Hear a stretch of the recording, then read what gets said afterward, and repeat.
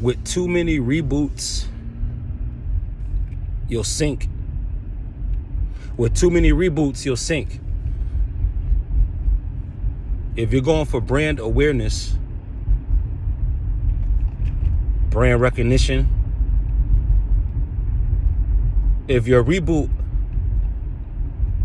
has too much riding on it,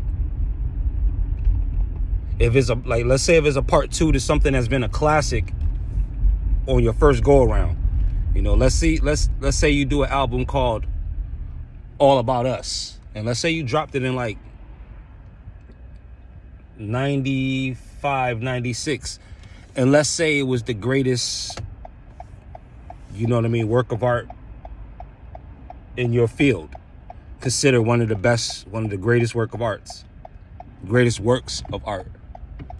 What do you do when whoever you're associated with or yourself decides in 2023 going into 2024 that you're going to do a sequel to that masterpiece? Now we're already dealing with the weight of the reboots, like Timberland boots, heavy on the feet, heavy. It's harder for a stepper to step when their feet are heavy. You could tell when a person is tired because their feet are sluggish from the reboot, the zombie walk. Adding reboot on reboot on reboot on reboot. And at the end of the day, you got on 12 pair of Timberlands talking about this time they're going to get, I'm sure that they're going to get the Halloweens dead on this time. When they bring Michael Myers back this time, the reboots, if you go away from the original pair, if you go away from the original boot, original what they call it, a debut, DEBUT, but it really is, the boot. Whenever you do something, it's the first time, it's your premiere. That's your debut. That's the boot. So the project, that I'm using for example, the mythical All About Us project that came out in '94, that was a classic. That was your debut. That was the boot. That's the boot right there. So this doesn't mean boot as in kick you out, but you made your mark. You stomped down hard on that. That was your debut. That was your debut. That boot. The boot. That was the boot. They know your footprint. Like, man, we know who footprint that is. They left their mark on the game. They put their foot down. You hear me?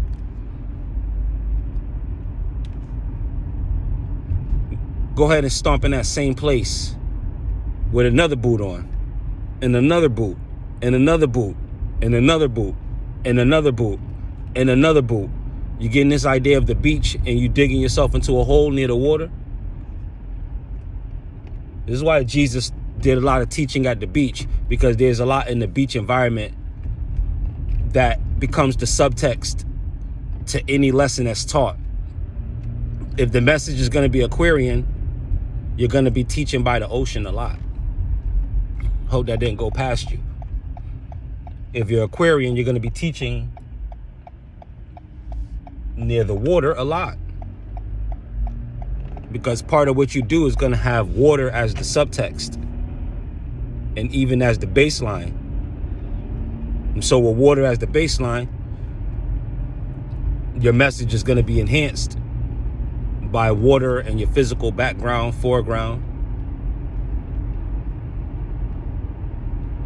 This is why a lot of great ideas happen in the shower, because you may not know, you probably have Atlantean energy. You're probably aquatic. You're probably a water element. So as soon as you get in that tub, that shower, that pool, that jacuzzi, that hot tub, run through those sprinklers. If it rained a little bit too hard, you got to pull over, because you got a whole song. You got a whole song you got to write down. You got to pull over and throw the hazard lights on. Go around me. This idea is hot. So knowing your element. Another, I mean, the examples go on and on. Let's say, you do the same thing with fire, air, do the same thing with earth. But either way, your environment that's going to match, have it match your message. Have your environment, if you can, have your environment match your message. It wasn't hard for Jesus's environments to match his message, because a lot of times he was talking about what? Spiritual meals. He was talking about how not to sink, how to stay afloat, to rise above, right? So you see Jesus teaching a lot along the beach. He would teach a lot at the dinner table, at people's homes, because a lot of times the people all over the towns and stuff would invite him over to eat, and they would still be building. So he would be teaching them over food, over physical food. He'd be teaching them about spiritual food over physical food. So the environment was matching.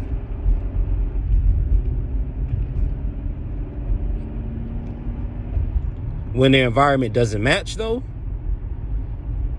the boots don't fit. You start to put on a pair that ain't right. You get a reboot that don't work. And, you use examples like I heard, it basically, it's kind of the elephant in the room, and it's not a dead horse, because spinoffs are still being attempted, but now it's spinoffs of spinoffs. When the original spinoffs have bombed, now they're trying to do the spinoff of the spinoff that bombed off the original debut, off the original boot. They're trying to attack a whole bunch of boots onto it. You understand, if the boot is big enough, they're going to assume that you have a broken foot. Man, I had to wear a boot. Or if you got a boot on your car, right, reboots. I can't pull off. I got a Bentley, but it got a boot, because I can't stop trying to revisit a moment that has passed. I can't stop trying to recreate a moment that is gone. So I'm rebooting. I'm putting another boot on another boot on another boot, and you wonder why you snap. And I wonder why I need a 13-hour nap by the time I finally realize that I've been skipping on sleep for the last 25 years. Is reboots. You're known for being one thing or something to someone. When it jumps into your real world, they'll reboot you.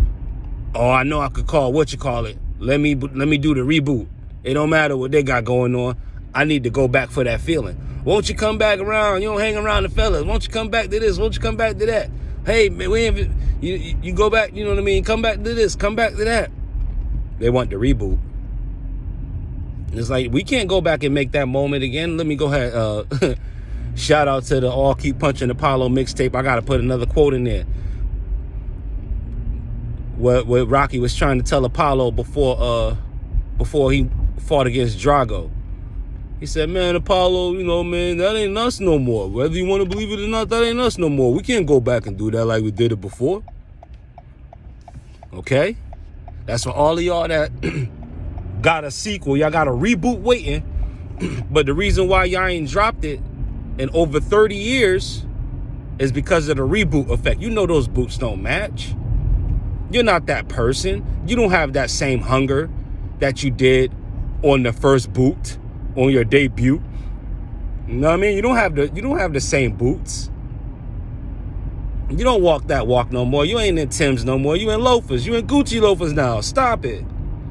If it's going to be a part 2, you're going to have to market it with the energy you got now and do flashbacks and samples and snippets of what the first thing was, so that the people aren't under the illusion that they're going to get the first thing done in 94, hitting them in 2024. Because some people will probably be waiting on you to be what that is, especially since you put a part 2. You put part 2s to anything or remakes of anything, they're gonna patch the same original energy on top of it. Just like it doesn't matter if they come out with The Exorcist Part 99. They can do remakes for every generation of humanity. It's not gonna be what Linda Blair and Gregory Peck's Exorcist was. Was it Gregory Peck? I could be wrong on that one. I know Gregory Peck was in The Omen, but I might be wrong on him being in The Exorcist. But Linda Blair being the original girl that was spitting the green and all of that, the original Possessed. But look at what they had to do. I mean, look, they had to come to my state. That's how bad the reboots got for the horror genre. They had to literally come to Connecticut and start looking around. Because Connecticut is the most haunted place on the planet. Make no mistake about it. This is headquarters for planet Earth. That's why we don't have any major cities in Connecticut. Because this is where Yale is. You know what I mean? You're on the steps of Skull and Bones. You come here. People don't play around with Connecticut. We don't get terrorist attacks in Connecticut. That kind of stuff doesn't happen here. This is the nest. Out of all places on the planet, this is the nest. You come here, it ain't gonna be nothing but evergreens. If you don't know anybody in Connecticut, you'll be out of Connecticut in a weekend because you won't understand what's happening. You won't know if it's a town, a city. You won't know if it's metropolitan, country. You won't know if it's hood, rural. You will not know. But because Connecticut is both things in every single part of it. Every part of Connecticut is both the hood, the suburb, this place, that place. The whole hood is that. The entire hood is that. So the reboot has been mastered here. We only have the debut and not a reboot.